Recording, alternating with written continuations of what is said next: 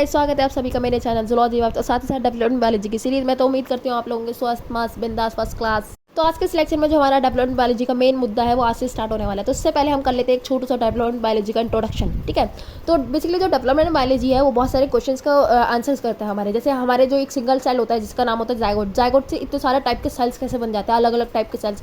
जैसे बोन भी बन गया, आपका ब्लड सेल बन गया, आपका मसल सेल बन गया, न्यूरल सेल बन गया। तो सारे सेल कैसे बन जाते हैं एक सिंगल सेल से। ठीक है, फिर इसी एक सिंगल सेल से ये पूरा ऑर्गेनिज्म कैसे बन जाता है यार। तो इन सारे क्वेश्चन का जो आंसर है वो हमारी डेवलपमेंट वाले देती है। वो कहती है आओ जी आओ मेरे पास बैठो, मैं तुम्हें सारी कहानियां बताता हूँ। तो हम ना फर्टिलाइजेशन तक का हमने पूरा किस्सा करके आगे आ चुके हैं। ठीक है, तो फर्टिलाइजेशन के बाद जो क्या बनता है, हमारा बनता है जायगोट। जायगोट में क्लीवेज होती है, उसके बाद आपका बनता है मोरुला। मोरुला में फर्दर क्लीवेज होती है, जो सेल है वो डिफरेंशिएट हो जाते हैं। उसके बाद कौन सी स्टेज आती है आपकी ब्लास्टोसिस्ट। ब्लास्टोसिस्ट में मॉर्फोजेनेसिस वगैरह होती है। उसके बाद वो बन जाता है गैस्ट्रुला। ठीक है, गैस्ट्रुला में जो आपके 3 जर्म्स लेयर होते हैं वो डेवलप हो जाते हैं। ठीक है, उसके बाद ये गैस्ट्रुला में आपका ऑर्गेनोजेनेसिस होता है, मतलब जो ऑर्गन है वो डेवलप करवाए जाते हैं। उसके बाद अंदर हो जाता है आपका एम्ब्रियो, जिसे हम एम्ब्रियोजेनेसिस में कहते हैं। एम्ब्रियो बन जाता है, फिर एम्ब्रियोजेनेसिस स्टार्ट हो जाता है। इन सब बातों से आपको क्या पता चलेगा, जो डेवलपमेंट है वो एक ग्रेजुअल प्रोसेस है। ठीक है, जिसमें एक सिंगल सेल जो जायगोट है उससे एक आपका कॉम्प्लेक्स ऑर्गेनिज्म बन जा रहा है। ठीक है, तो इसमें ना आपके 5 ओवरलैपिंग प्रोसेस देखने को मिलता है आपको। सबसे पहला होता है जिसमें ग्रोथ। ठीक है, अब ये ग्रोथ क्या करता है, ग्रोथ में क्या होता है, ये जो आपका एक सिंगल सेल है ये इसका जो साइज है वो इंक्रीज हो जाता है। ठीक है, दूसरा होता है आपका डिवीजन। डिवीजन में क्या होता है, जो सेल के नंबर्स है वो इंक्रीज हो जाता है। सेल डिवाइड होता है उससे उसके नंबर्स जो है इंक्रीज हो जाते हैं। तीसरा आता है आपके पास डिफरेंशिएशन। डिफरेंशिएशन में क्या होता है, जो सेल का फेट होता है कि उसको क्या बनना है भाई, उसका एम क्या है, उसकी जिंदगी का लक्ष्य क्या है, वो फिक्स किया जाता है डिफरेंशिएशन। ठीक है, उसके बाद क्या होता है आपका पैटर्न का फॉर्मेशन होता है। अब ये पैटर्न फॉर्मेशन में क्या होता है, पैटर्न फॉर्मेशन में जो आपके सेल्स होते हैं वो अलग अलग आइडेंटिटीज पकड़ लेते हैं अपनी, कि किसको क्या बनना है, किसको क्या बनना है, और कि ये किस बेसिस में अपनी आइडेंटिटी को गेन करते हैं। अपनी आइडेंटिटी को गेन करते हैं on the basis of their location, कि वो कौन से किस जगह पे प्रेजेंट है। अगर वो एंटीरियर साइड पे है तो यार वो हेड का फॉर्मेशन करेगा। ऑब्वियसली बात है, वो फेस रीजन अगर डेवलप हो गया है तो फेस रीजन जब डेवलप हो गया तो उसमें आपके नोज कहाँ रहेंगे, आइज कहाँ रहेंगे, इन सब चीज़ों का जो है फॉर्मेशन होगा, इन सब चीज़ों का पैटर्न बनेगा। Last but not the least जो होता है आपका मॉर्फोजेनेसिस। मॉर्फोजेनेसिस क्या है, आपकी जो मॉर्फोलॉजी है, जो एम्ब्रियो की मॉर्फोलॉजी है वो डेवलप करवाई जाएगी। वो उसका जो फिजिकल पैटर्न है, शेप और स्ट्रक्चर उसको डेवलप करवाया जाएगा। अब यार कोई भी सेल है वो इतने से इतना बड़ा बन जा रहा है यार, तो उसके पास कुछ तो होगा ना, उसके पास सुपर पावर्स तो होंगी ना। तो उसी को हम कहते हैं पोटेंशियल। अब आ गए हम अपने नेक्स्ट टॉपिक में जिसका नाम है पोटेंशियल। यार देखो पोटेंशियल को ऐसे समझते हैं, कोई बच्चा है जो 10 घंटे पढ़ रहा है फुल कंसंट्रेशन के साथ। ऑन द अदर हैंड कोई एक बच्चा है जो 6 घंटे पढ़ा है लेकिन वो कंसंट्रेट नहीं कर पा रहा है उतना। यार उसका ध्यान गाने वाने हर चीज़, दोस्ती यारी, अपनी गर्लफ्रेंड वर्लफ्रेंड सबको मैनेज कर रहा है, लेकिन वो उतना फुल कंसंट्रेट नहीं कर पा रहा है। ठीक है, कोई बच्चा होता है तुम जैसे जो किताब खोलते ही रोने लगता है कि भाई हमसे ना हो पाएगा, भाई हमारा पढ़ाई हमारे बस की नहीं है। फिर ये क्या हुई, ये सारे बच्चों की अपनी अपनी पोटेंशियल हुई कि किसकी क्या पोटेंशियल है, किसको कितना काम करना है, कितने घंटे कोई काम कर सकता है। ठीक है, तो सिमिलरली जो सेल्स होते हैं उनके पास भी अपनी अपनी पोटेंशियल होती है काम करने की। तो इसका एग्जांपल देखिए, जैसे आपका स्टेम सेल होता है, सबको पता है स्टेम सेल क्या होता है, एक अनडिफरेंशिएटेड सेल होते हैं जो आगे कुछ भी कर सकते हैं। उनके पास कुछ भी पावर्स होती है, वो किसी भी चीज़ में डिफरेंशिएट हो सकते हैं। ठीक है, बट इनके भी एक पोटेंशियल की लिमिट होती है। स्टेम सेल की भी एक पोटेंशियल होती है, वो उसकी लिमिटेड होती है। ठीक है, अब जैसे ये एक स्टेम सेल है, ठीक है, या तो ये रीन्यू हो जाए, अपने खुद को दोबारा डेवलप करवा दे। ठीक है, अगर ये खराब हो रहा है या कुछ भी हो रहा है, डैमेज हो रही है, तो ये खुद को डेवलप करवा दे, रीन्यू हो जाए। ठीक है, या तो ये स्टेम सेल क्या करे, या आगे जाके सारी चीज़ों का फॉर्मेशन ऑलराउंडर बन जाए। ये आगे जाकर आपके नर्व सेल भी बना रहा है, ये मसल सेल भी बना रहा है, ये आपके ब्लड सेल भी बना रही है, सारी चीज़ें कर रहा है स्टेम सेल।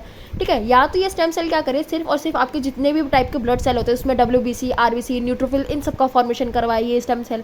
ठीक है, अगर इस पोटेंशियल को हम थोड़ी और लिमिटेड करके देखें तो क्या होगा, अगर जैसे ये जो ब्लड सेल बना रहे हैं इतने टाइप के जिसमें WBC, RBC, न्यूट्रोफिल सब बना रहा है, अगर इसमें भी जो लिमिट डाली जाए पोटेंशियल की तो क्या करे, अगर या तो ये स्टेम सेल सिर्फ और सिर्फ जो है आपके जो RBC है उसी का फॉर्मेशन करे। ये कहते हैं ना भाई मैं WBC नहीं बनाऊंगा, मैं न्यूट्रोफिल नहीं बनाऊंगा, मैं सिर्फ और सिर्फ RBC बनाऊंगा। ठीक है, तो ये क्या हो, ये सारी चीज़ें हो गई आपकी जो स्टेम सेल है उनकी पोटेंशियल है। तो on the basis of potential सबसे पहला जो हमारा पोटेंशियल के आता है वो होता है हमारा टोटीपोटेंट सेल। टोटीपोटेंट सेल नाम से समझ में आ रहा है, इसके पास होती है टोटल पोटेंशियल, पूरा एम्ब्रियो डेवलप करवाने के लिए पोटेंशियल। ठीक है, अब इसको ऐसे समझो यार, जब भी कोई ऑर्गेनिज्म बन रहा होता है वूम में, तो ऐसा ही नहीं कि यार सिर्फ एम्ब्रियो डेवलप हो रहा है। ठीक है, ऐसा तो नहीं होता। एम्ब्रियो के साथ साथ जो एक्स्ट्रा एम्ब्रियोनिक लेयर्स होती है जिसमें आपका प्लेसेंटा और एम्ब्रिकल कोट ये सब इंक्लूड होता है, वो भी तो डेवलप होता है।